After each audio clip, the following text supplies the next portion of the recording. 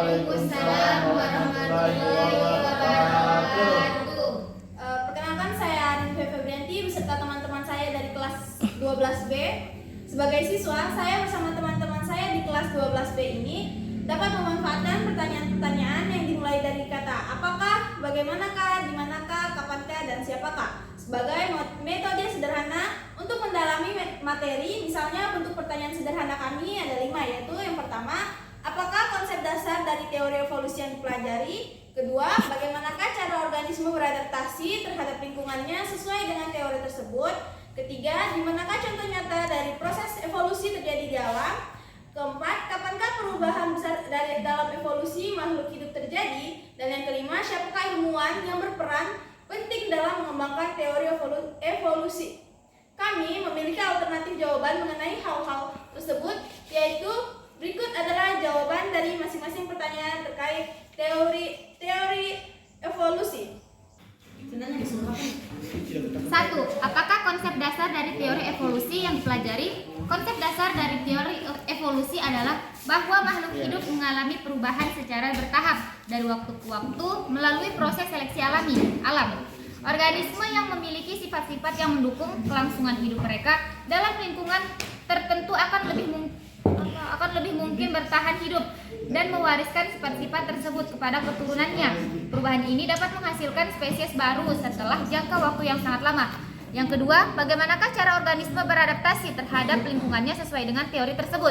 Organisme beradaptasi terhadap lingkungannya melalui mutasi genetik dan seleksi alam. Ketika variasi genetik terjadi dalam populasi, beberapa sifat kemungkinan memberikan keuntungan bagi organisme dalam bertahan hidup atau bereproduksi. Misalnya, hewan yang mengembangkan bulu tebal mungkin lebih mampu bertahan di lingkungan dingin, dan akhirnya bulu tebal menjadi sifat yang umum dalam spesies tersebut karena organisme yang tidak memiliki sifat ini cenderung tidak bertahan.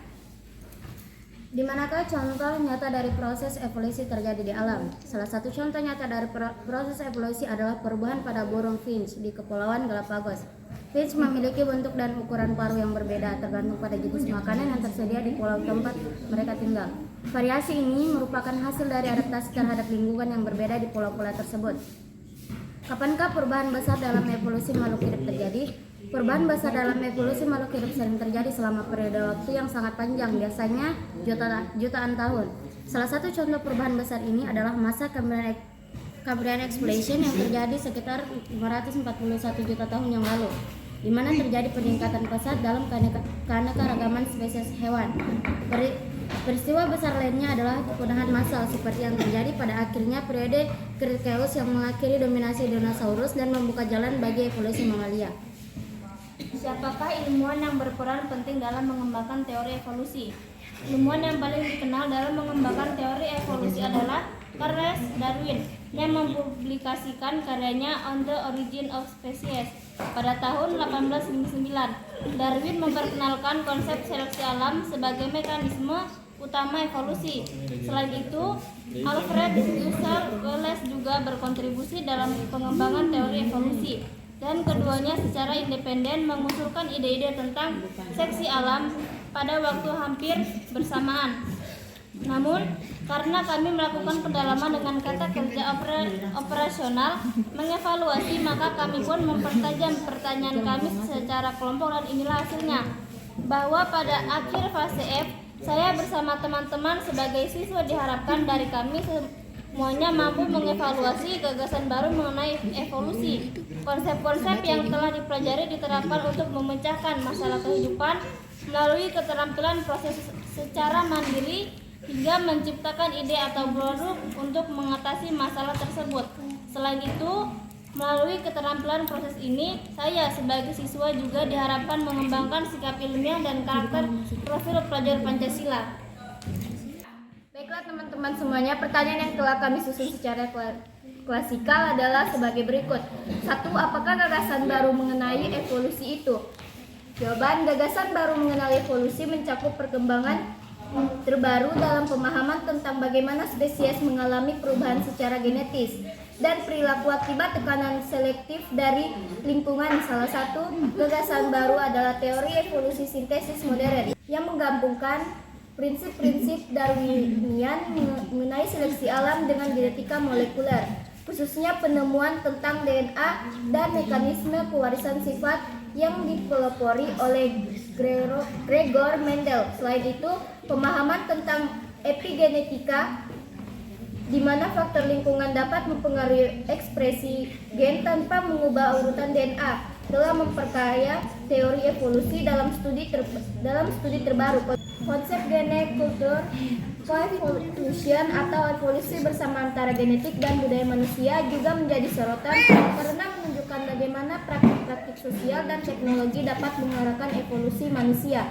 Gagasan-gagasan ini dipertajam melalui temuan ilmiah yang terus berkembang seperti fosil transisi yang mendukung teori perubahan bertahap dan teknologi DNA sequencing yang memungkinkan penelusuran garis keturunan dengan akurasi tinggi.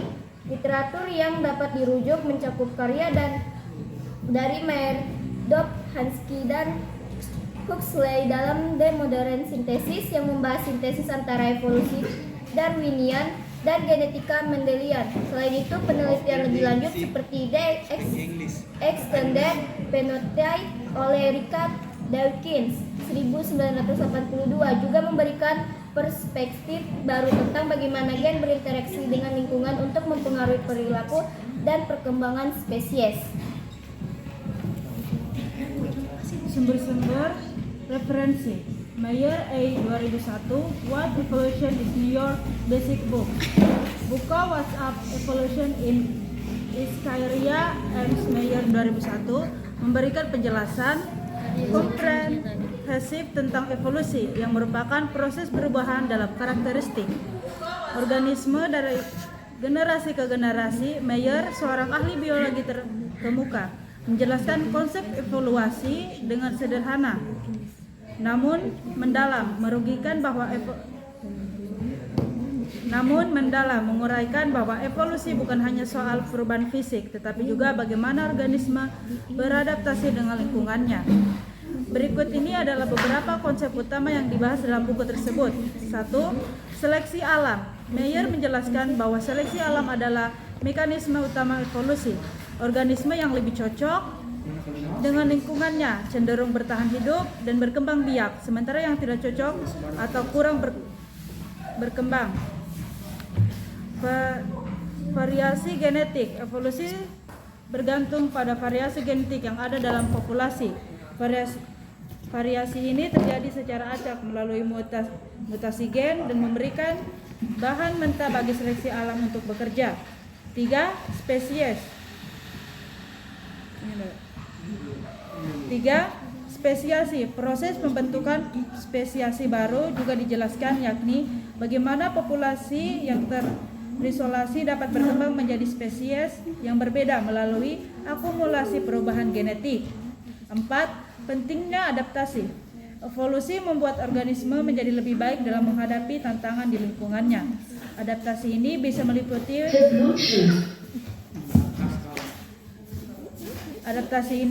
meliputi perubahan dalam anatomi, fisiologi, atau perilaku. 5. Perkembangan teori evolusi. Meyer membahas sejarah perkembangan teori evolusi dan gagasan awal Charles Darwin hingga perkembangan modern dalam biologi evolusi. Melalui buku ini, Meyer berusaha menjawab pertanyaan dasar tentang apa itu evolusi, bagaimana ia bekerja, dan apa implikasinya bagi pemahaman kita tentang kehidupan di bumi. 1. The Extended Phenotype, The Gen as the Unit of Selection, Richard Dawkins 1982. Dalam buku ini, Richard Dawkins memperkenalkan konsep fenotip yang diperluas. Ia berargumen bahwa gen bukan hanya mempengaruhi ciri-ciri fisik individu atau fenotip, tetapi juga dapat mempengaruhi lingkungan di sekitar individu tersebut. Konsep ini menunjukkan bahwa seleksi alam tidak hanya terjadi pada individu, tetapi juga pada efek yang dihasilkan oleh gen-gen tersebut. Contohnya, sarang yang dibangun oleh burung dapat dianggap sebagai bagian dari fenotip yang diperluas karena sarang tersebut dipengaruhi oleh gen burung tersebut dan memiliki dampak pada kelangsungan hidup dan reproduksi mereka. 2. Evolution in 4 dimension, genetic, epigenetic, behavioral and symbolic variation in the history of life. Eva Jablanka dan Marion J. Lam 2014. Jablanka dan Lam menawarkan pandangan yang lebih luas tentang evolusi dengan memperkenalkan 4 dimensi varian yang mempengaruhi proses evolusi. Genetik. Yang pertama, genetik, variasi yang terjadi pada level gen seperti simulasi yang dapat diwariskan. Yang kedua, epigenetik, perubahan dalam ekspresi gen yang tidak melibatkan perubahan dalam urutan DNA. Ini bisa terjadi akibat faktor lingkungan dan dapat diwariskan. Perilaku, variasi dalam perilaku individu yang dapat mempengaruhi reproduksi dan kelangsungan hidup, seperti pola migrasi atau cara mencari makanan. Simbolik, aspek budaya dan komunikasi termasuk penggunaan simbol dan bahasa yang mempengaruhi bagaimana individu dan kelompok beradaptasi dengan lingkungan mereka. Dengan menggabungkan semua dimensi ini, Jablonka dan Lam menekankan bahwa evolusi adalah proses kompleks yang tidak hanya terbatas pada gen tetapi juga melibatkan interaksi antara berbagai faktor biologis dan lingkungan. Kesimpulan, kedua buku ini mengajak kita untuk memahami evolusi tidak hanya sebagai perubahan fisik dalam spesies, tetapi juga sebagai proses dinamis yang melibatkan berbagai faktor. Dawkins fokus pada peran gen dalam menciptakan fenotip yang lebih luas, sementara Jablanka dan Lam menekankan pentingnya variasi dalam berbagai dimensi untuk memahami sejarah kehidupan. Pertanyaan, bagaimana cara mengevaluasi gagasan baru tersebut? Jawabannya, mengevaluasi gagasan baru mengenai evolusi melibatkan pendekatan ilmiah yang mencakup beberapa tahap penting, yaitu observasi eksperimen dan analisis data. Pertama, gagasan tersebut harus diverifikasi dengan menggunakan bukti empiris yang dapat diperoleh melalui eksperimen atau pengamatan di alam. Para ilmuwan membandingkan prediksi yang dihasilkan dari gagasan baru dengan data yang ada atau hasil eksperimen yang dilakukan. Selain itu, peer review atau penilaian oleh para ahli lain di bidang yang sama merupakan langkah penting dalam proses evaluasi ilmiah. Misalnya, teori seleksi alam Darwin dievaluasi dan disempurnakan melalui penelitian genetik, molekuler, dan data fosil yang ditemukan pada abad ke-20. Penggunaan alat-alat canggih seperti analisis DNA modern membantu ilmuwan untuk mengevaluasi bagaimana perubahan pada tingkat genetik memengaruhi evaluasi spesies dari waktu ke waktu. Penelitian ini memperkuat teori evaluasi dengan mengkonfirmasi bahwa perubahan pada genetik dapat menjelaskan adaptasi dan evaluasi spesies. Pendekatan lain adalah melalui studi longitudinal, di mana ilmuwan memantau perubahan dalam populasi organisme selama jangka waktu yang lama untuk mengevaluasi efek seleksi alam atau tekanan lingkungan lainnya.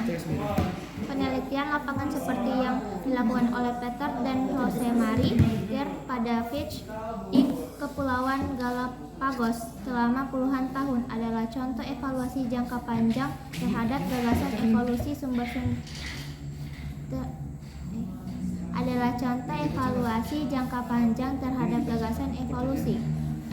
Buku ini memberikan pemahaman mendalam tentang teori evolusi, menjelaskan proses dasar seperti seleksi alam, variasi genetik, dan adaptasi.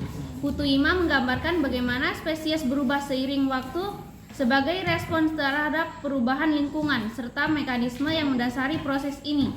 Ia juga membahas konsep spesiasi, yaitu bagaimana proses spesies baru terbentuk dari spesies yang sudah ada.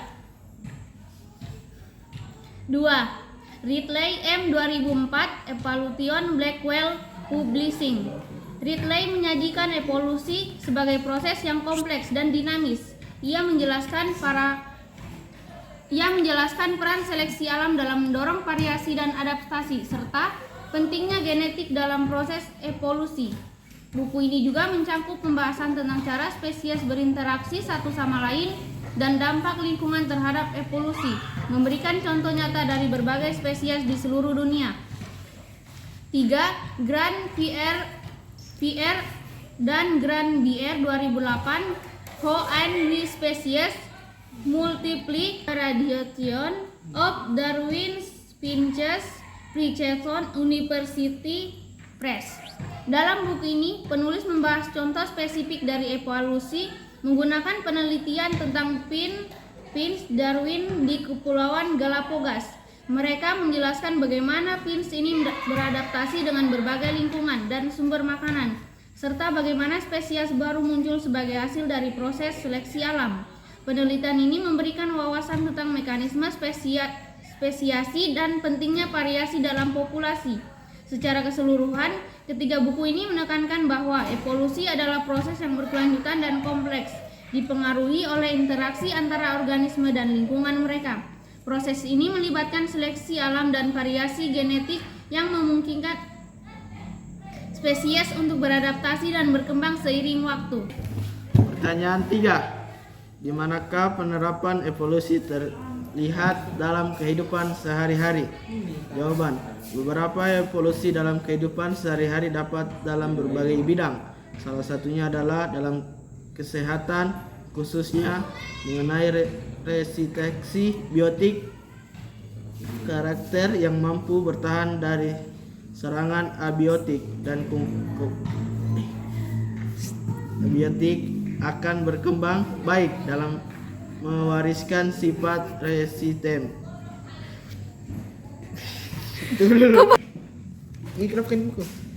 Resisten ini kepada generasi berikutnya. Ini adalah contoh evolusi mikro yang terjadi dengan cepat di lingkungan mikroba dan menunjukkan bagaimana seleksi alam bekerja dalam konteks medis. Contoh lain adalah dalam pertanian, di mana teknik pembiakan selektif diterapkan untuk menghasilkan tanaman atau hewan dengan sifat unggul seperti ketahanan terhadap hama atau hasil peanut yang lebih besar. Seleksi buatan yang dilakukan oleh manusia ini adalah menerapkan prinsip evolusi yang seharusnya dengan seleksi alam, tetapi dalam konteks yang dikendalikan. Evolusi juga relevan dalam bidang ekologi konservasi, di mana penerapan pemahaman tentang bagaimana spesies beradaptasi terhadap perubahan lingkungan membantu para ilmuwan merencanakan strategi konservasi yang efektif. Misalnya, perubahan iklim telah memaksakan spesies tertentu untuk beradaptasi atau migrasi ke habitat yang lebih cocok. Dengan mempelajari evolusi adaptif, tidak dapat mereaksi dengan spesies akan merespon tekanan lingkungan yang berubah. 1. The Evolution Explosion. How Humans Cause Rapid Evolutionary Change oleh S.R. Palumbi. Buku ini menjelaskan bagaimana aktivitas manusia seperti perusakan habitat, perubahan iklim, dan penangkapan ikan dalam menyebabkan perubahan evolusi yang cepat pada spesies. Palumbi menunjukkan bahwa perubahan lingkungan yang cepat mendorong spesies untuk beradaptasi dengan cara baru dalam waktu yang lebih singkat daripada yang terjadi dalam proses evolusi alami. 2. The Concise Guide to Evolutionary Biology oleh S.P. Caroli. Buku ini memberikan panduan ringkas tentang prinsip-prinsip dasar evolusi, termasuk konsep variasi genetik, seleksi alam, dan pewarisan sifat. Carroll menekankan pentingnya memahami bagaimana evolusi berfungsi sebagai mekanisme yang menjelaskan keragaman kehidupan di bumi, serta bagaimana proses evolusi dapat dipengaruhi oleh faktor-faktor eksternal dan internal. 3. Improbable Destinies, Fate, Change, and the Future of Evolution oleh J.B. Lossos. Lossos mengeksplorasi ide bahwa evolusi bukanlah proses oleh faktor-faktor tertentu yang dapat mempengaruhi arah evolusi spesies. Buku ini mencakup contoh-contoh spesies yang mengalami evolusi yang tidak terduga, serta bagaimana sejarah, lingkungan, dan interaksi antar spesies dapat menentukan masa depan evolusi. Secara keseluruhan, ketiga buku ini menggarisbawahi bahwa evolusi adalah proses yang kompleks dan dinamis, dipengaruhi oleh interaksi antara spesies dan lingkungan mereka, serta peran signifikan yang dimainkan oleh manusia dalam mempercepat perubahan evolusi. Pertanyaan 4. kapankah gagasan tentang evolusi pertama kali muncul? Gagasan tentang evolusi pertama kali muncul pada abad ke-19 ketika Charles Darwin menerbitkan bukunya yang sangat berpengaruh, On the Origin of Species, pada tahun 1859. Namun, pemikiran mengenai perubahan spesies sudah ada sejak zaman kuno. Meskipun tidak dalam bentuk teori ilmiah seperti yang kita pahami sekarang, filsuf Yunani seperti Anaximander dan Empedokles memiliki gagasan bahwa kehidupan di bumi telah berkembang secara bertahap dari bentuk-bentuk sederhana menjadi lebih kompleks. Tetapi mereka tidak memiliki dasar ilmiah untuk mendukung pandangan ini. Teori Darwin tentang seleksi alam adalah yang pertama memberikan mekanisme yang jelas dan dapat diuji tentang bagaimana evolusi terjadi.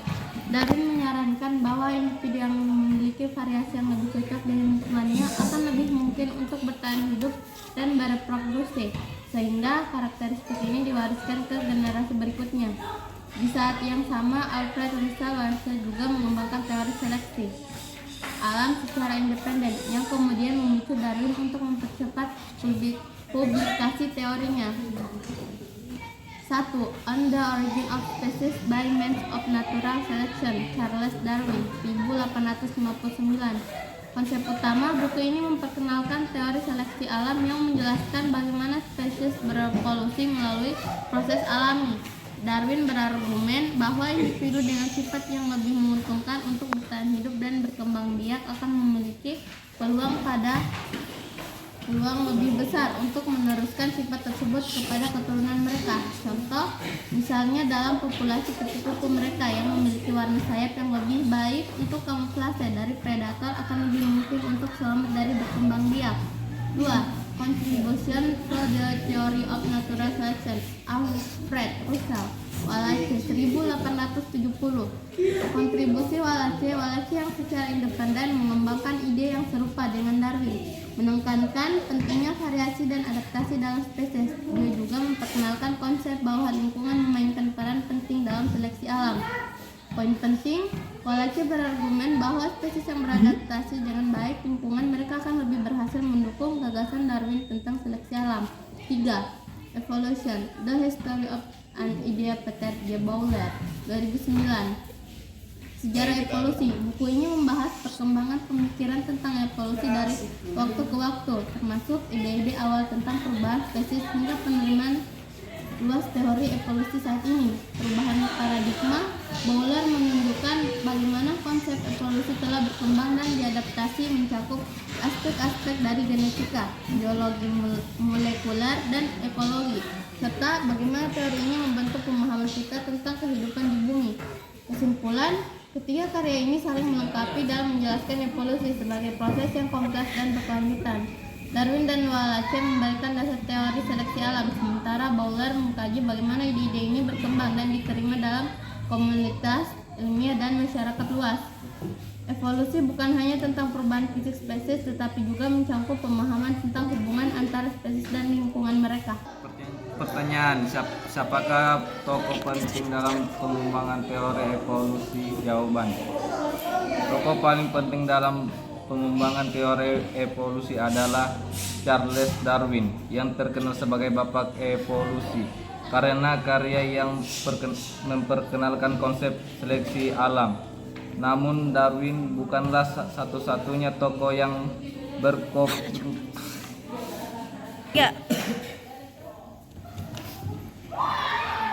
dalam perkembangan teori ini.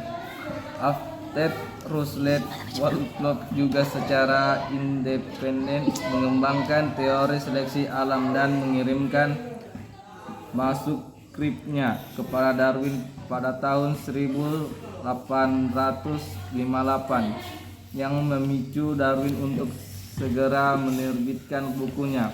Selain itu, Gregor Mendel memainkan peran penting dalam memperkuatkan teori evolusi melalui penelitian tentang pewarisan sifat pada tanaman kacang polong. Penemuan Mendel tentang hukum pewarisan genetik penyediaan dasar ilmiah bagi seleksi alam. meskipun penelitian baru diakui secara luas setelah kematiannya pada awal abad ke-20. Tokoh lain yang berkontribusi dalam pengembangan teori evolusi meliputi Theodosius Dobzhansky yang membantu pembangunan genetika dengan teori evolusi dalam apa yang dikenal sebagai modern Stevie serta Julian Susley yang turut menyebarkan gagasan ini ke komunitas ilmiah. Konsep dasar. Buku ini merupakan dasar teori evolusi, di mana Darwin memperkenalkan ide bahwa spesies berubah sering waktu memulai proses yang disebut seleksi alam. Ia mengemukakan bahwa individu yang memiliki ciri-ciri yang menguntungkan lebih mungkin untuk bertahan hidup dan berkembang biak, sehingga karakteristik tersebut akan diwariskan ke generasi berikutnya. Contoh, Darwin menggunakan contoh burung finch di Kepulauan Galapagos yang menunjukkan variasi dalam bentuk paruh yang sesuai dengan jenis makanan yang tersedia di lingkungan mereka. 2. Genetics and the Origin of Species oleh Theodosius Dobzhansky 1937. Konsep dasar dalam buku ini, Dobzhansky mengintegrasikan teori evolusi dengan genetik, menjelaskan bagaimana variasi genetik berperan dalam evolusi. Ia berargumen perubahan genetik dapat menyebabkan spesial proses pembentukan spesial baru. Contoh, Dobzhansky menjelaskan bahwa pergeseran dalam frekuensi alel variasi gen dalam populasi dapat menyebabkan adaptasi yang berbeda terhadap lingkungan yang pada gilirannya dapat mengarah pada terbentuknya spesial baru. Konsep dasar Mendel dikenal sebagai bapak genetik dalam bukunya. Ia menjelaskan prinsip pewarisan sifat mulai eksperimen dengan tanaman kencang polong. Ia menemukan bahwa sifat-sifat tertentu diwariskan dengan cara teratur dan dapat diprediksi, yang kemudian menjadi dasar pemahaman tentang genetik dan variasi dalam evolusi. Contoh, Mendel menunjukkan bagaimana sifat-sifat seperti warna dan bentuk biji dapat diwariskan. Dan kesimpulan ketiga, buku ini meskipun ditulis pada waktu yang berbeda, saling melengkapi dalam pemahaman kita tentang evolusi. Darwin menjelaskan mekanisme evolusi melalui seleksi alam. Dobzhansky menyoroti peran genetik dalam proses tersebut, dan Mendel memberikan dasar ilmiah tentang pewarisan sifat yang mendasari variasi dalam spesial. Bersama-sama mereka membentuk kerangka kerja yang kuat untuk memahami evolusi dalam konteks biologi modern. Pertanyaan: bagaimanakah teori evolusi memengaruhi ilmu pengetahuan lainnya? Jawaban: teori evolusi telah memengaruhi berbagai disiplin ilmu selain biologi, menciptakan dampak yang luas dalam pemahaman kita tentang dunia alam. Berikut adalah beberapa contoh dampaknya. 1. Genetika dan biologi molekuler. Teori evolusi memberikan dasar untuk mempelajari genetika, terutama setelah penemuan DNA. Genetika molekuler menunjukkan bagaimana perubahan genetik mutasi yang terjadi secara acak dapat menghasilkan variasi dalam populasi yang kemudian dipilih secara alamiah. Proses ini menjelaskan adaptasi organisme terhadap lingkungannya. Dengan analisis DNA, ilmuwan dapat melacak hubungan kekerabatan antara spesies dan memetakan pohon kehidupan. 2. Ekologi. Teori evolusi membantu ekologi dalam memahami interaksi antara spesies dan lingkungan mereka. Konsep seperti coevolution Evolusi bersama antara spesies yang saling bergantung, dan ekosistem dinamika dipahami melalui lensa. Evolusi adaptif menjelaskan bagaimana spesies beradaptasi dengan perubahan lingkungan, memengaruhi keberlanjutan spesies dan stabilitas ekosistem. 3. Antropologi dan sosiologi. Dalam antropologi, teori evolusi membantu menjelaskan perkembangan manusia dari nenek moyang primata dan bagaimana adaptasi biologis dan budaya membentuk peradaban manusia. Dalam sosiologi, prinsip evolusi digunakan untuk menjelaskan perkembangan perilaku sosial manusia, termasuk kerjasama, kompetisi, dan perkembangan budaya. 4. Kedokteran. Evolusi memberikan dasar dalam memahami patogen dan resistensi terhadap pengobatan. Konsep seperti resistensi, antibiotik, dan evolusi virus, misalnya COVID-19, sangat relevan dalam pengembangan vaksin dan perawatan medis. Teori evolusi juga digunakan dalam genetika medis untuk mempelajari penyakit yang diwariskan, seperti anemia sel sabit, yang tetap ada karena adaptasi terhadap malaria di daerah tertentu. 5. Psikologi evolusioner. Psikologi evolusioner menggunakan prinsip evolusi untuk menjelaskan perilaku manusia dalam konteks adaptasi. Selama sejarah evolusi kita, perilaku seperti pembentukan ikatan sosial, pemilihan pasangan, dan pola makanan semuanya dianalisis melalui kerangka evolusi untuk memahami bagaimana mekanisme psikologis kita berkembang sebagai respon terhadap tantangan keberlangsungan hidup.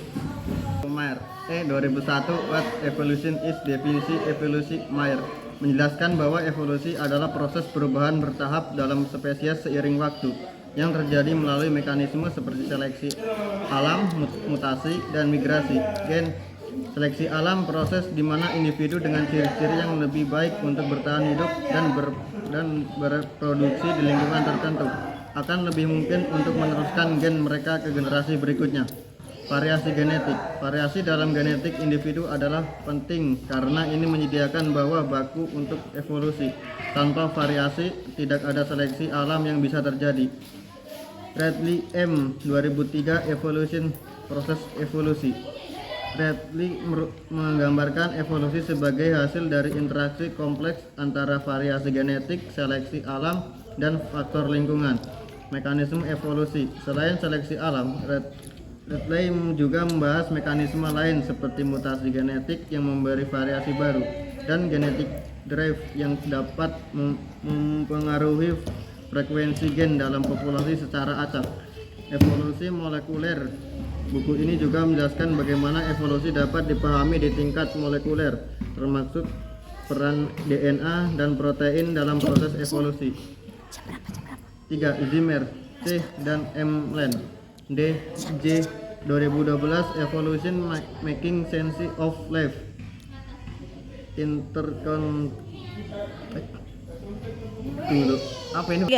Interconnectedness of Life. Zimmer dan Emlem menekankan pentingnya memahami hubungan antara semua bentuk kehidupan di bumi melalui pohon kehidupan Tree of Life yang menggambarkan bagaimana spesies berevolusi dari nenek moyang yang sama. Evolusi dan ekologi. Mereka menjelaskan bahwa evolusi tidak hanya dipengaruhi oleh faktor genetik, tetapi juga oleh interaksi dengan lingkungan, termasuk faktor ekologis dan sosial. Adaptasi. Buku ini membahas bagaimana spesies beradaptasi terhadap perubahan lingkungan dan bagaimana proses ini dapat menghasilkan spesies baru. Ketiga, buku ini memberikan pemahaman yang komprehensif tentang konsep dan mekanisme evolusi, menjelaskan bagaimana spesies berubah dan beradaptasi dalam waktu yang lama, serta memberikan contoh nyata dari proses evolusi yang terjadi di alam. Pertanyaan, apakah kontroversi utama mengenai teori evolusi? Jawaban, kontroversi utama mengenai teori evolusi sebagian besar berkaitan dengan perdebatan antara pandangan ilmiah dan pandangan keagamaan atau filosofis tentang usul-usul kehidupan. Berikut adalah beberapa isu kontroversi yang sering muncul. 1.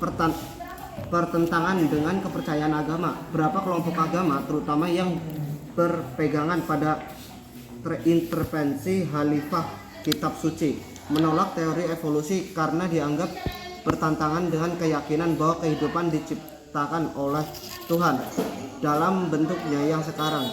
Penciptaan khusus yang berakar pada ajaran agama, pengerjaan bahwa semua makhluk hidup diciptakan secara terpisah dan tidak berubah sejak awal waktu.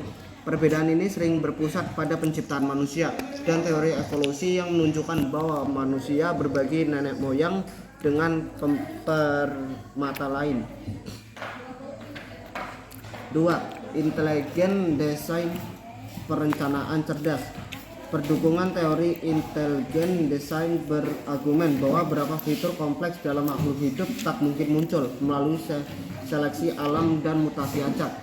Mereka percaya bahwa kehidupan menunjukkan tanda-tanda perencanaan oleh kecerdasan yang lebih tinggi. Meskipun sebagian besar ilmuwan menolak gagasan ini karena tidak didukung oleh bukti empiris. Perdebatan ini menjadi isu penting di Amerika Serikat, terutama dalam konteks pendidikan. Ketiga, kesalahpahaman tentang evolusi sebagai teori. Banyak yang salah memahami kata teori dan konteks. 3. Kesalahpahaman tentang evolusi sebagai teori. Banyak yang salah paham memahami tentang teori dalam konteks ilmiah. Dalam sains, teori adalah kerangka yang sangat didukung oleh bukti, bukan sekedar spekulasi. Teori evolusi yang sering disalahpahami sebagai gagasan yang tidak terbukti, padahal sudah didukung oleh bukti luas dari berbagai disiplin ilmu termasuk paleontologi, genetika, dan biografi. 4. Kecepatan evolusi. Perbedaan ilmiah juga ada mengenai kecepatan evolusi. Konsep punctuated equilibrium, keseimbangan terputus-putus, yang diajukan oleh Stephen Jay Gould dan Niels Rege menyatakan bahwa evolusi terjadi dalam periode stabilitas yang lama dan berubah cepat yang sesekali ini berada di pandangan tradisional Darwin bahwa evolusi secara perlahan dan bertahap. Yang ke-1, Dublin Watchmaker, Richard Dawkins, 1986. Dalam buku ini, Dawkins mengemukakan argumen bahwa proses evolusi dapat menjelaskan kompleksitas dan keindahan kehidupan tanpa memerlukan intervensi dari pencipta yang cerdas. Ia menggunakan istilah watchmaker, tukang jam, untuk menggambarkan kesan bahwa kehidupan dirancang secara cerdas. Namun ia berargumen bahwa seleksi alam sebagai kekuatan buta dapat menciptakan kompleksitas ini melalui proses perlahan dan bertahap. Dawkins juga menekankan pentingnya mekanisme genetik dan mutasi dalam evolusi, menjelaskan bagaimana variasi dalam spesies terjadi dan dapat terakumulasi seiring waktu.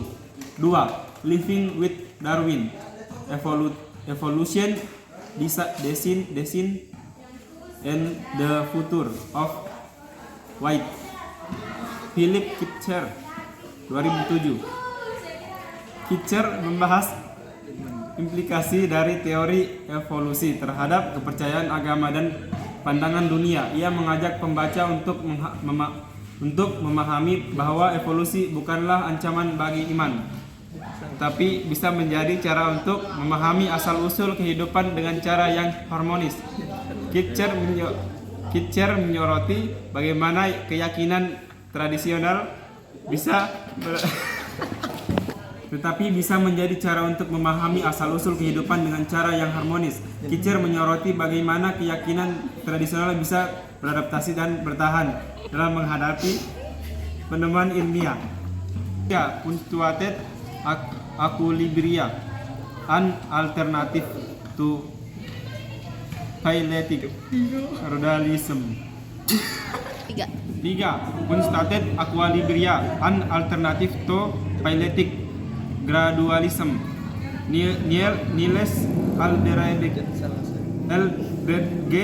and Stephen Jay Gould, 1979. Aldredge dan Gould mengemukakan teori punctuated equilibrium yang menentang pandangan tradisional tentang evolusi yang dikenal sebagai phyletic gradualism. Mereka berargumen bahwa spesies umumnya tetap stabil equilibria untuk jangka waktu yang lama, diikuti oleh periode perubahan cepat punctuation yang menghasilkan spesies baru. Teori ini didasarkan pada pengamatan fosil yang menunjukkan bahwa perubahan dalam spesies tidak selalu terjadi secara bertahap, tetapi dapat terjadi secara tiba-tiba dan dramatis.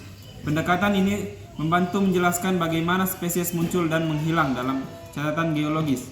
Ketiga, buku ini bersama-sama memberikan pemahaman yang mendalam tentang evolusi, baik dari sudut pandang ilmiah maupun filosofi, serta tantangan yang dihadapi dalam mengintegrasi teori ini dengan pandangan dunia yang lebih luas. Pertanyaan 8. Apakah perbedaan antara seleksi alam dan seleksi buatan? Jawaban: seleksi alam dan seleksi buatan adalah dua mekanisme evolusi yang berbeda dalam cara mereka bekerja. Meskipun keduanya melibatkan proses pemilihan karakteristik tertentu dalam populasi organisme. 1. Seleksi alam. Seleksi alam adalah mekanisme utama evolusi yang diusulkan oleh Charles Darwin. Dalam seleksi alam, individu yang memiliki sifat yang lebih baik dalam menghadapi tekanan lingkungan lebih mungkin untuk bertahan hidup dan bereproduksi. Proses ini terjadi secara alami, tanpa campur tangan manusia, dan sifat-sifat yang menguntungkan secara bertahap menjadi lebih umum dalam populasi. Misalnya, jerapah dengan leher yang lebih panjang memiliki keuntungan dalam mencari makan sehingga lebih mungkin untuk bertahan hidup dan menghasilkan keturunan yang juga memiliki leher panjang. Kedua, seleksi buatan. Seleksi buatan terjadi ketika manusia secara sengaja memiliki organisme dalam sifat-sifat yang diinginkan untuk dikembangkan. Contoh klasiknya adalah pembiakan anjing, di mana manusia memilih sifat tertentu seperti ukuran, warna, atau perilaku, dan hanya memperbanyak anjing yang memiliki sifat-sifat tersebut. Seleksi buatan juga umum digunakan dalam pertanian untuk menghasilkan tanaman atau hewan yang lebih produktif atau tahan terhadap penyakit. Perbedaan utama antara seleksi alam dan seleksi buatan adalah bahwa seleksi alam tidak diarahkan atau dikendalikan oleh manusia, sementara seleksi buatan sepenuhnya dikendalikan oleh manusia untuk tujuan tertentu. Sumber-sumber referensi. 1. On the Origin of Species by Means of Natural Selection, Darwin 1:18. 1. On the Origin of Species by Means of Natural Selection, Darwin 1859. Dalam karya ini, Charles Darwin memperkenalkan teori seleksi alam yang menyatakan bahwa spesies berevolusi melalui proses di mana individu dengan sifat yang lebih sesuai dengan lingkungannya memiliki kemungkinan lebih besar untuk bertahan hidup dan berkembang biak. Ini berarti bahwa sifat-sifat yang menguntungkan akan diwariskan ke generasi berikutnya, sedangkan sifat-sifat yang tidak menguntungkan akan berkurang. Dalam waktu, proses ini dapat menyebabkan perubahan besar dalam spesies dan pembentukan spesies baru. 2. Selection, the Mechanism of Selection, Ball 2008. Buku ini menguraikan mekanisme yang mendasari seleksi sebagai proses evaluasi. 3. 2. Selection,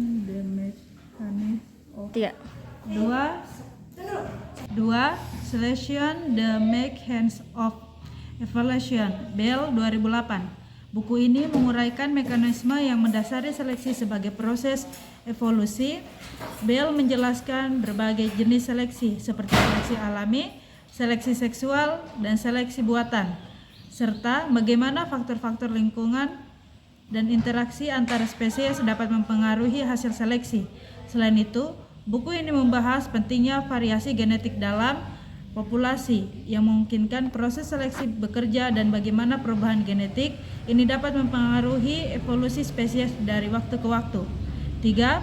The Evolution of Developmental Pathways, Wilkins 2002. Andrew Wilkins fokus pada bagaimana perkembangan biologis dan evolusi saling terkait. Buku ini menjelaskan bahwa jalur perkembangan suatu organisme dapat berubah seiring waktu, yang dapat memengaruhi evolusi spesies.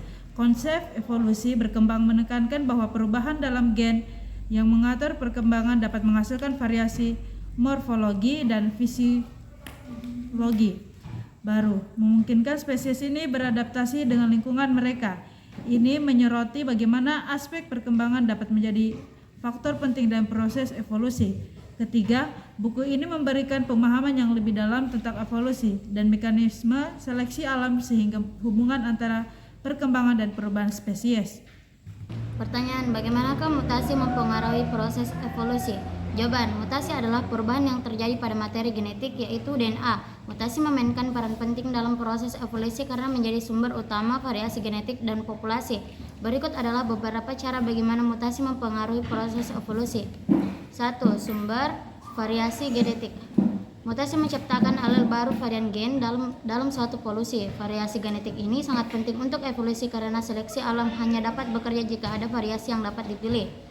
Tanpa mutasi, populasi akan kehabisan variasi dan evolusi akan terhenti. Mutasi yang menguntungkan dapat meningkatkan kemampuan organisme untuk bertahan hidup dan berproduksi, sehingga alel mutasi ini lebih mungkin diturunkan ke generasi berikutnya. 2. Mutasi sebagai mekanisme acak. Mutasi terjadi secara acak, artinya mutasi tidak muncul untuk menyelesaikan diri dengan lingkungan secara langsung. Sebagian besar mutasi bersifat netral atau merugikan, tetapi sesekali mutasi yang menguntungkan muncul yang memberikan keuntungan selektif. Mutasi yang netral mungkin tidak mempengaruhi kemampuan bertahan hidup atau reproduksi, tetapi bisa diwariskan dan menjadi penting dalam jangka waktu yang lama. 3. Dampak pada struktur dan fungsi organisme. Mutasi dapat mempengaruhi berbagai aspek genetik termasuk perubahan struktur protein, pengaturan gen, atau bahkan refleksi DNA. Seberapa mutasi yang dapat menyebabkan penyakit genetik atau kecacatan, tetapi yang lain dapat meningkatkan kemampuan organisme untuk bertahan hidup dalam kondisi tertentu. Sebagai contoh, mutasi pada beberapa spesies bakteri telah memberikan mereka resistensi terhadap antibiotik, yaitu memungkinkan mereka untuk berkembang dalam lingkungan yang terpapar obat-obatan tersebut.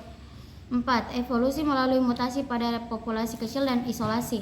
Mutasi memiliki dampak yang lebih cepat dan signifikan dalam populasi kecil atau terisolasi. Dalam kondisi seperti ini, mutasi dapat menyebar dengan cepat dan menyebabkan divergensi yang lebih besar di antara populasi tersebut, yang akhirnya bisa menyebabkan spesies membentuk spesies baru. 5. Mutasi dan seleksi alam. Mutasi dan seleksi alam bekerja sama untuk mendorong evolusi. Seleksi alam memilih mutasi yang bermanfaat bagi organisme dalam lingkungan tertentu.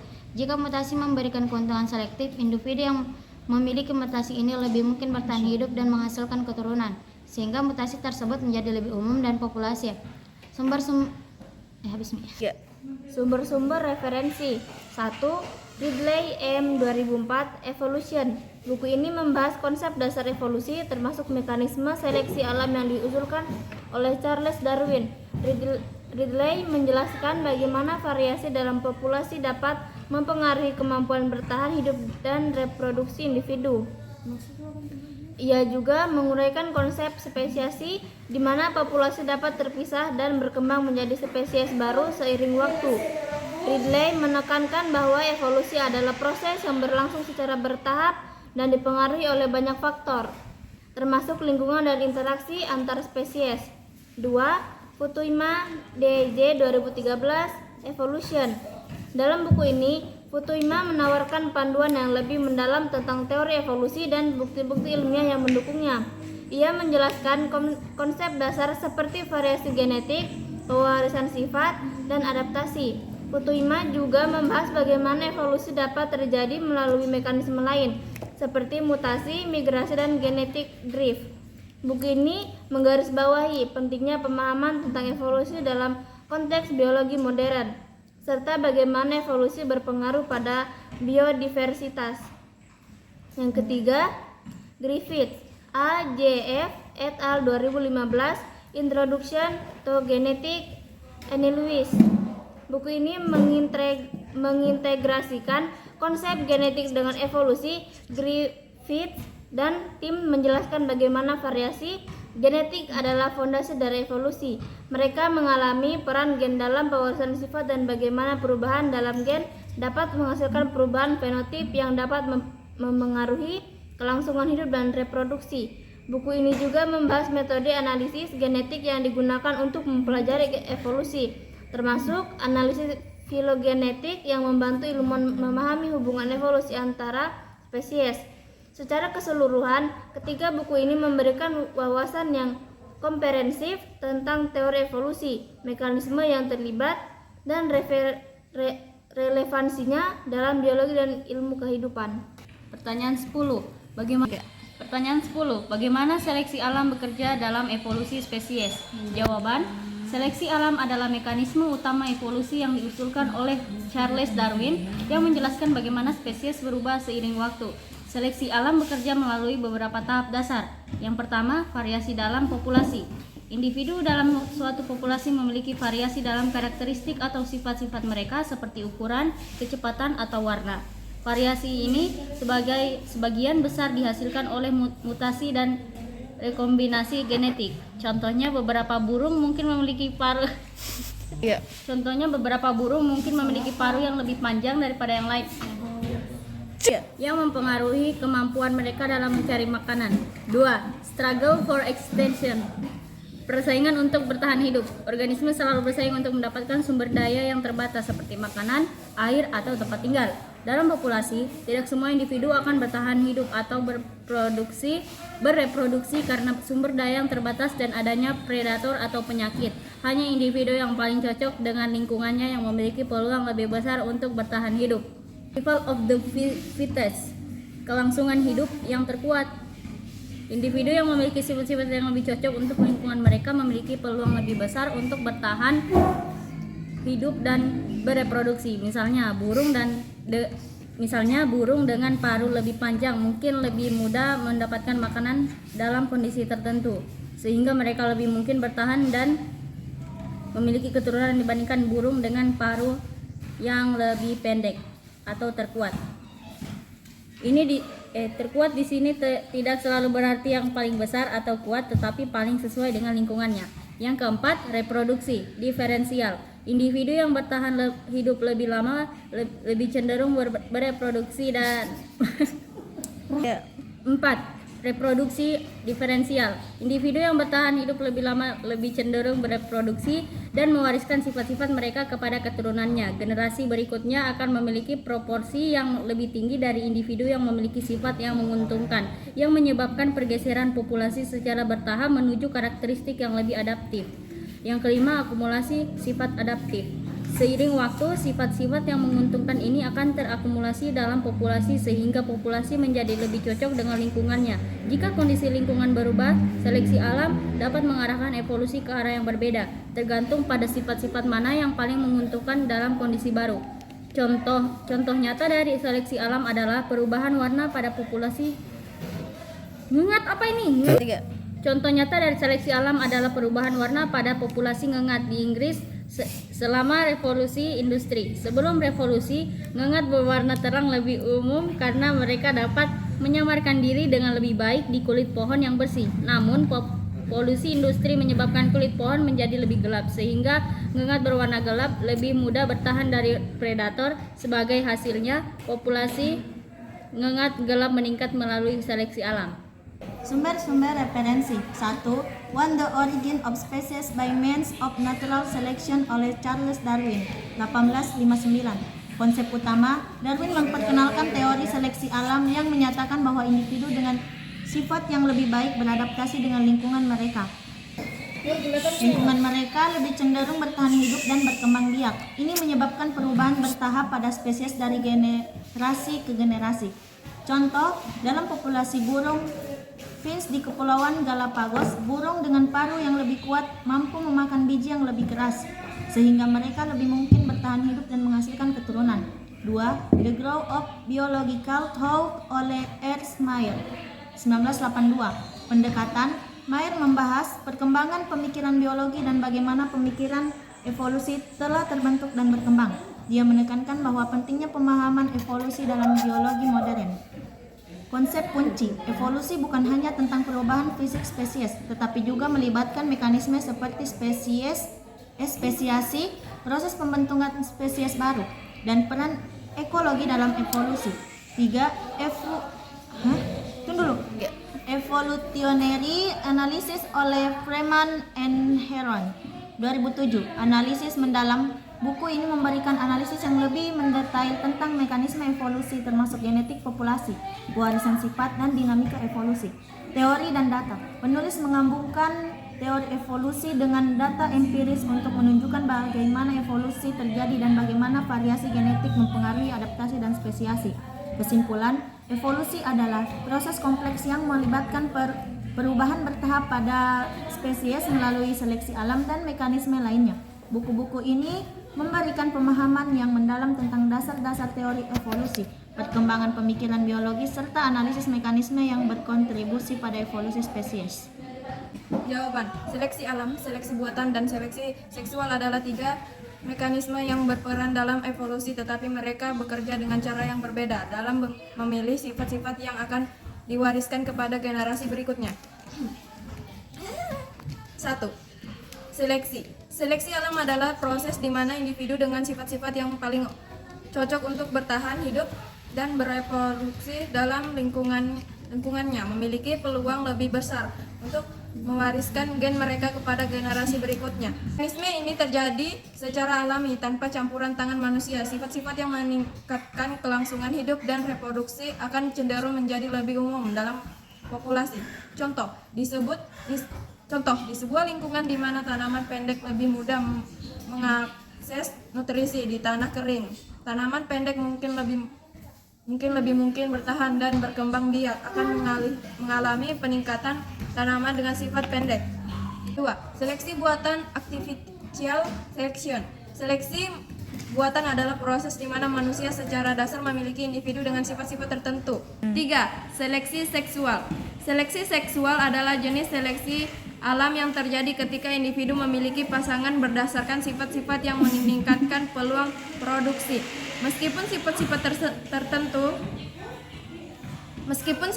tersebut meningkatkan kelangsungan hidup, seleksi seksual seringkali menyebabkan evolusi sifat-sifat yang berlebihan atau mencolok seperti warna merah, warna cerah, suara menarik, atau perilaku pamer yang bertujuan untuk meningkatkan pasangan. Contoh, burung merak jantan memiliki bulu ekor yang sangat besar dan mencolok, yang sebenarnya bisa menghambat kelangsungan hidup karena lebih mudah terlihat oleh predator. Namun, bulu besar ini sangat menarik bagi betina, hingga burung merak jantan dengan bulu besar memiliki peluang lebih besar untuk menghasilkan kawin dan mewariskan gen mereka. Perbandingan. Seleksi alam menyebabkan organisme menjadi lebih cocok dengan lingkungannya untuk tahap hidup dan berkembang biak. Seleksi buatan menghasilkan perubahan dalam populasi melalui campuran tangan manusia, seringkali dengan tujuan komersial atau estetika. Seleksi seksual memiliki individu berdasarkan daya tarik seksual, meskipun sifat-sifat dipilih tidak selalu meningkatkan kelangsungan hidup, tetapi meningkatkan peluang reproduksi. Bersumber referensi 1. Darwin C. 1859 on the Origin of Species.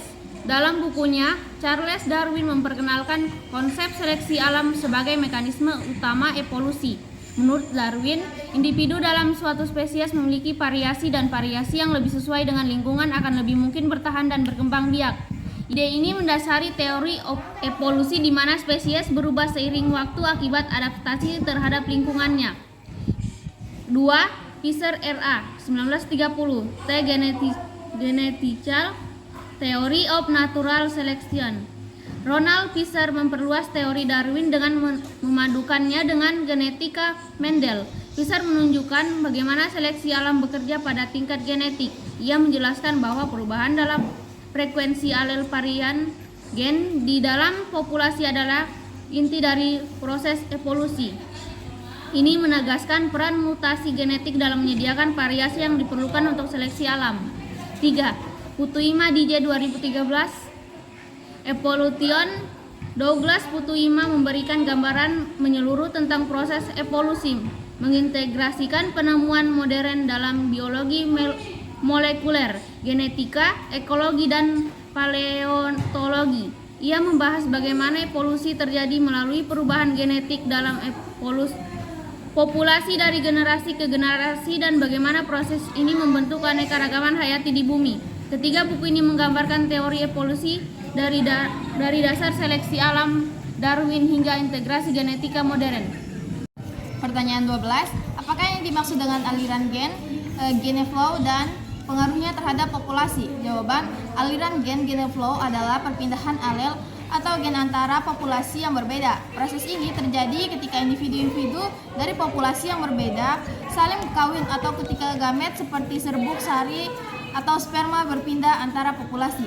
Aliran gen adalah salah satu mekanisme yang memengaruhi variasi genetik dalam populasi dan memiliki dampak yang signifikan evolusi populasi tersebut. Pengaruh aliran gen terhadap populasi. Yang pertama, meningkatkan variasi genetik dalam populasi. Aliran gen dapat meningkatkan variasi genetik dalam suatu populasi dengan memperkenalkan alel baru dari populasi ini. Ini bisa membantu populasi menghadapi perubahan lingkungan atau penyakit baru karena mereka memiliki banyak variasi genetik yang bisa dipilih oleh seleksi alam. Contohnya, jika satu populasi burung mendapatkan individu dari populasi lain yang membawa alel resisten terhadap penyakit tertentu, populasi penerima dapat meningkatkan kelangsungan hidupnya ketika terpapar penyakit tersebut. Yang kedua, mengurangi perbedaan genetik antar populasi. Aliran gen cenderung mengurangi perbedaan genetik antar populasi. Ketika individu dari dua populasi berbeda saling kawin, alel dari kedua populasi akan bercampur, yang menyebabkan populasi tersebut menjadi lebih mirip secara genetik. Ini dapat mencegah divergensi genetik antar populasi yang bisa menyebabkan spesiasi pembentukan spesies baru. Contohnya, jika ada dua populasi tumbuhan yang terpisah oleh sungai, tetapi serangga penyerbuk membawa serbuk sari dari satu populasi ke populasi lainnya, perbedaan genetik antara dua populasi tersebut akan berkurang seiring waktu. Yang ketiga, mencegah spesiasi. Dalam beberapa kasus, aliran gen dapat mencegah terjadi spesiasi. Spesiasi adalah proses di mana dua populasi terpisah secara genetik sehingga menjadi dua spesies yang berbeda. Jika ada aliran gen yang konstan antara dua populasi yang terpisah, mereka mungkin akan satu spesiasi karena gen mereka terus bercampur. Contohnya, dua populasi ikan yang hidup di antara danau berbeda mungkin tidak akan mengalami spesiasi jika ada aliran gen yang konstan melalui individu yang berenang dari satu danau ke danau lainnya. Yang keempat, pengaruh negatif pada adaptasi lokal. Aliran gen juga memiliki dampak negatif jika alel yang diperkenalkan dari populasi lain tidak cocok dengan lingkungan lokal. Ini bisa mengganggu proses adaptasi lokal, di mana populasi mengembangkan sifat-sifat yang cocok untuk lingkungannya. Aliran gen bisa memperkenalkan alel yang tidak adaptif, sehingga menurunkan kelangsungan hidup dan kesuksesan reproduksi individu-individu dalam populasi. Contohnya, jika seekor serigala yang telah beradaptasi dengan lingkungan pegunungan beriklim dingin kawin dengan serigala yang dari daerah tropis, keturunannya mungkin memiliki campuran sifat dingin yang kurang optimal untuk lingkungan pegunungan yang dingin. Sumber-sumber referensi. 1. Barton N. H. et al. 2007, Evolution, Cold Spring Harbor Laboratory Press. Buku ini memberikan pemahaman luas tentang evolusi sebagai proses perubahan genetik pada populasi makhluk hidup. Evolusi terjadi melalui mekanisme seperti seleksi alam, mutasi, dan aliran gen. Buku ini mencakup teori of evolusi, contoh-contoh spesies, dan bagaimana evolusi terjadi dalam skala waktu yang panjang. 2. Templeton A.R. 2006, Population Genetics and Microevolutionary Theory, Wiley List. Buku ini fokus pada genetika populasi dan bagaimana proses evolusi terjadi dalam populasi kecil. Microevolution menjelaskan perubahan genetik kecil yang terjadi dari satu generasi ke generasi lain di dalam satu populasi. Faktor-faktor seperti mutasi, seleksi, dan isolasi genetik menjadi kunci pembahasan dalam buku ini. 3. Hartle, D.L. dan Clark, A.G. 2007, Principles of Population Genetics, Sinaware Associates. Buku ini memperdalam konsep genetika populasi, menjelaskan bagaimana frekuensi dan berubah dalam populasi, bagaimana variasi genetik dipertahankan, dan bagaimana prinsip-prinsip dasar genetika diterapkan dalam studi evolusi. Penekanan besar pada matematika dan model statistik yang digunakan untuk memprediksi perubahan genetik. 3. Buku ini membahas evolusi dari perspektif ilmiah yang didasarkan pada studi populasi, genetika, dan bagaimana perubahan terjadi dalam skala kecil, mikroevolusi, maupun besar, makroevolusi. Pertanyaan, Apa yang dimaksud dengan adaptasi dalam konteks evolusi dan mengapa adaptasi penting bagi kelangsungan hidup spesies? Jawaban: spesies dalam konteks evolusi adalah proses di mana organisme atau spesies yang mengalami perubahan sifat fisik, perilaku atau fungsional yang membuat mereka lebih cocok dengan lingkungannya. Adaptasi ini meningkatkan peluang kelangsungan hidup dan reproduksi organisme dalam habitatnya. Proses adaptasi terjadi melalui seleksi alam, di mana sifat-sifat yang menguntungkan bagian kelangsungan hidup dan reproduksi lebih cenderung diwariskan generasi berikutnya. Adaptasi penting bagi kelangsungan hidup spesies karena beberapa alasan berikut. 1. Memungkinkan spesies bertahan dalam lingkungan yang berubah. Lingkungan sering berubah, baik secara bertahap maupun tiba-tiba. Dan adaptasi membantu spesies menyukai diri dengan perubahan tersebut. Misalnya, spesies yang hidup di daerah dengan musim dingin panjang dapat mengembangkan sifat-sifat spesies bulu tebal atau kemampuan untuk hibernasi agar dapat bertahan hidup dalam suhu yang lebih rendah. 2. Meningkatkan kemampuan mendapatkan sumber daya. Adaptasi sering ini mempengaruhi cara organisme mendapatkan makanan, tempat tinggal, atau pasangan. Misalnya, bentuk paruh burung Derby Finchen, burung pipit yang kepulauan Galapagos, dasarkan untuk memakan berbagai jenis makanan. Spesies beji yang keras, serangan atau nektar. Hal ini memungkinkan mereka untuk mengisi beberapa cerung ekologis yang berbeda, mengaruhi persaingan antara spesies. 3. Mengurangi risiko pemangsa. Beberapa adaptasi membantu organisme menghindari predator, misalnya dengan pengembangan kamuflase seperti pada bunglon atau ngengat, atau kemampuan lari cepat seperti pada kijang. Adaptasi ini mengurangi kemungkinan dimangsa dan meningkatkan peluang bertahan hidup. 4. Mendukung reproduksi yang lebih efisien. Adaptasi juga dapat meningkatkan keberhasilan reproduksi, misalnya bunga-bunga tertentu beradaptasi untuk menarik penyerbuk tertentu dengan warna, bentuk atau aroma yang khas, memastikan bahwa mereka berhasil menyerbuki dan menghasilkan keturunan. Pada hewan, perilaku kawin yang khas seperti tarian atau nyanyian burung bisa menjadi adaptasi yang membantu dalam menarik pasangan. 5. Evolusi jangka panjang dan spesiasi.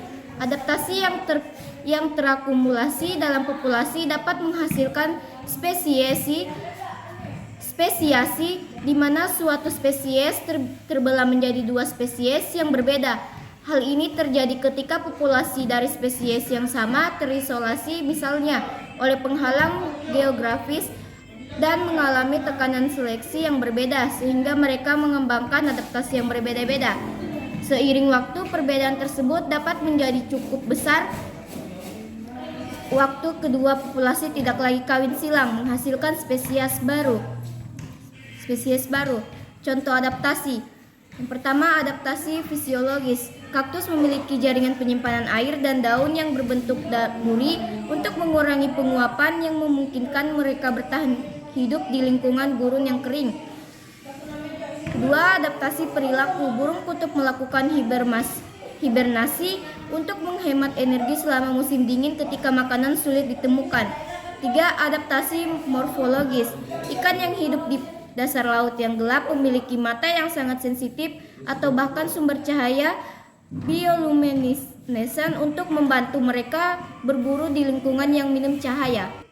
Sumber-sumber referensi: Simpson G.G.1953, The Major Features of Evolution, Columbia University Press. Futuyama D.J.2013, Evolution Sinaware Associates. Ridley M. 2004, Evolution, Blackwell Publishing. 1. Simpson G.G. 1953 The Major Features of Evolution. Buku ini menjelaskan prinsip-prinsip dasar evolusi dengan menekankan peran seleksi alam dan mutasi genetik. Simpson juga membahas bagaimana fosil-fosil membantu menunjukkan pola evolusi dari masa lalu hingga sekarang, dan bagaimana evolusi tidak selalu berlangsung dengan kecepatan yang sama, tetapi terkadang lebih cepat atau lebih lambat. Teori evolusi terhadap dan lompat. 2. Fukuyama D.J. 2013 Evolution. Buku ini adalah panduan komprehensif tentang evolusi, menjelaskan konsep-konsep dasar seperti seleksi alam, variasi genetik, dan adaptasi. Fukuyama menguraikan proses evolusi dengan sangat detail, mulai dari bukti-bukti yang ada seperti catatan fosil, genetik, dan biogeografi, hingga mekanisme-mekanisme yang mendorong evolusi spesies baru. 3. Ridley M. 2004 Evolution. Ridley memberikan pandangan modern tentang evolusi, menjelaskan konsep-konsep dasar dan bukti-bukti yang mendukungnya. Ia fokus pada bagaimana gen berubah dan diwariskan, serta bagaimana spesies baru muncul melalui isolasi, reproduksi, dan adaptasi terhadap lingkungan yang berbeda. 3. Buku ini berfokus pada bagaimana evolusi terjadi dan apa bukti-bukti yang mendukung teori tersebut, tetapi dengan tingkat detail dan fokus yang berbeda sesuai dengan perspektif dan pendekatan penulis. Pertanyaan, jelaskan mekanisme pewarisan sifat berdasarkan teori genetika modern.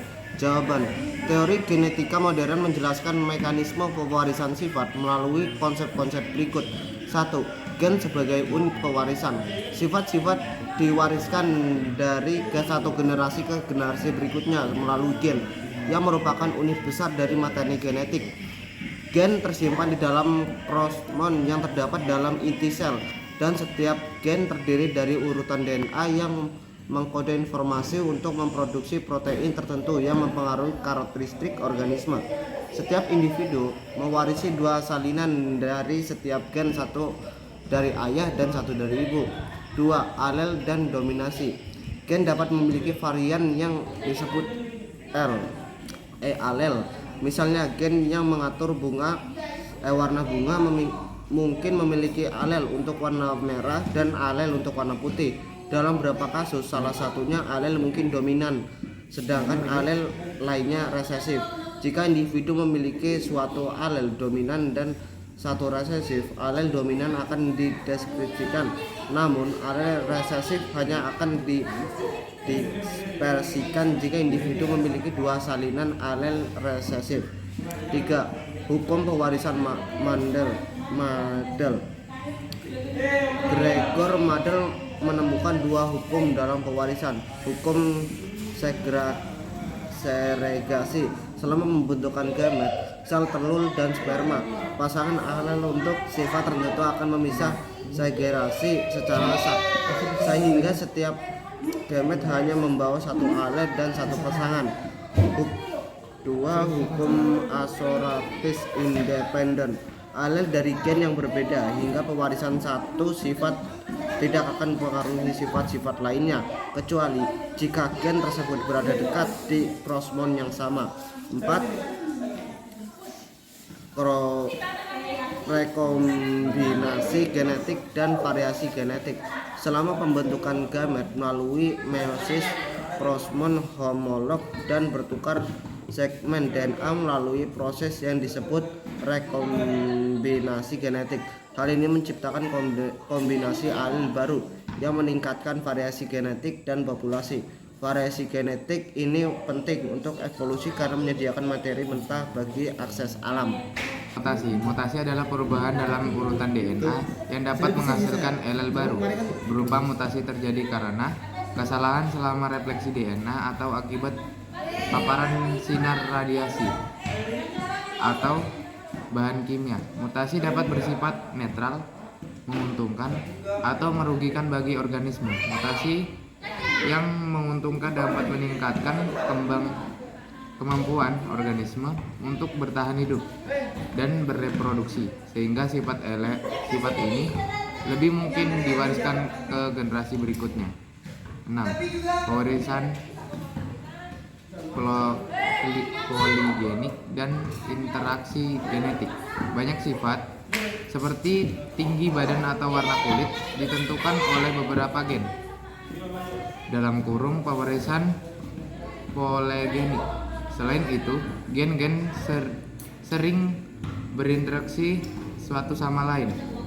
Sebagai contoh, allel tertentu mungkin mempengaruhi ekspresi allel lain dalam satu proses yang dikenal sebagai epistasis.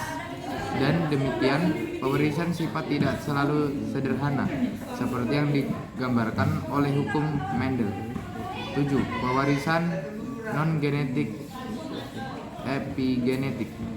Selain pewarisan melalui gen, faktor lingkungan juga dapat mempengaruhi ekspresi gen melalui mekanisme epigenetik. Misalnya, pola dan atau modifikasi histon dapat mempengaruhi apakah suatu gen diaktifkan atau dinonaktifkan tanpa merubah urutan DNA itu sendiri. Berupa perubahan epigenetik ini dapat diwariskan ke generasi berikutnya. Sumber-sumber referensi. 1. Introduction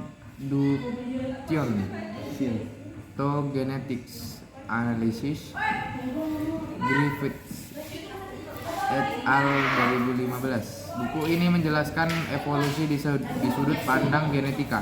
Evolusi adalah proses perubahan frekuensi allel dalam populasi di generasi ke generasi dalam konteks genetika. Variasi dalam materi genetik DNA merupakan dasar dari variasi di antara individu dalam sebuah populasi. Proses seleksi alam, mutasi, migrasi, dan genetik drive pengacakan genetik mempengaruhi frekuensi allel tersebut yang pada akhirnya membentuk spesies dan adaptasi mereka terhadap lingkungan. 2. Molecular Biology of the Cell, Albert et al. 2014. Buku ini lebih mengenakan bagaimana mekanisme molekuler dalam sel termasuk DNA, RNA, dan protein terlihat dalam proses evolusi. Mutasi pada DNA yang terjadi secara acak dapat mempengaruhi fungsi seluler dan memberi keuntungan dalam kelangsungan hidup, dapat diwariskan dan menjadi lebih umum dalam populasi. Buku ini juga membahas evolusi dari perspektif bagaimana organisme dari waktu ke waktu mengembangkan mekanisme biokimia yang lebih efisien. 3. Genetic Analysis of Genes and Genomes, Hart and Jones 2009. Buku ini menggabungkan konsep evolusi dan genetika klasik. Di sini evolusi terlihat sebagai hasil dari interaksi antara variasi genetik yang diwariskan dan mekanisme seleksi alam. Evolusi terjadi ketika kombinasi gen yang baru muncul dari proses rekombinasi, mutasi, dan seleksi alam menghasilkan populasi yang lebih baik dalam beradaptasi dengan lingkungannya. Secara keseluruhan, ketiga buku ini menjelaskan bahwa evolusi adalah perubahan genetik yang terjadi di tingkat molekuler dan populasi, di mana variasi genetik menjadi sumber utama bagi adaptasi dan spesiasi makhluk hidup.